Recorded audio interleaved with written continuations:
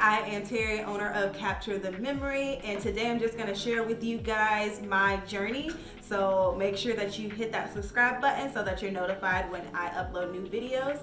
And like I said, we're going to talk about my journey and how I got to where I am. So I started photography back in 2020, back when the pandemic happened and everything shut down. I want to say March of 2020.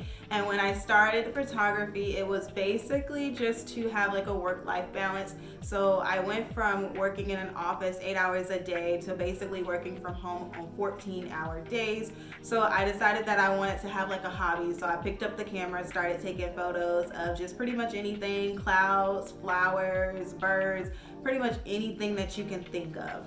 Practicing a little bit on just nature, clouds, birds, stuff like that. I started taking photos of my family, my mom, my brothers, and they started posting the photos on Facebook. I started posting photos on Facebook, which caused other people to reach out and basically say, hey, how much would you charge to take photos of me and my family, or how much would you charge to do this? When I started my photography journey, I was only charging people $35 pretty much to do anything, and I wasn't doing any type of editing. So after a few months of doing that, I decided to go ahead and start a business and start raising my pricing a little bit and start learning a little bit more about editing. When I started the business, it was still pretty cheap. People were only giving me like $35, $40, and there wasn't much editing, but I decided, hey, let me go ahead and start seeing what I can do with editing. Forwarding to 2021 is pretty much when I went full throttle, and I decided, I love the photography so much, I'm going to basically expand what I do. So in 2021, my focus was on families and couples. That was like the beginning of 2021. Then I started pretty much adding on other things like birthdays and graduations.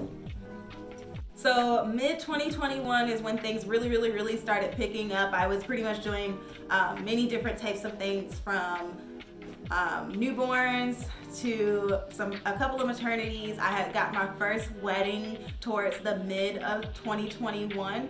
And now here we are in 2022. I've opened my own studio. I've been published in a magazine. I've built my website. I have a very stable client base, and I'm going to expand into food photography, product photography, pretty much all things photography. So that's just a little bit about my journey. Just so you all know about me, know who you're hearing from. Like I said, go ahead and hit that subscribe button so that you're not missing out on any important updates, as I will be sharing with you guys more in depth my journey as we continue, as well as tips and tricks that I've learned since starting my business.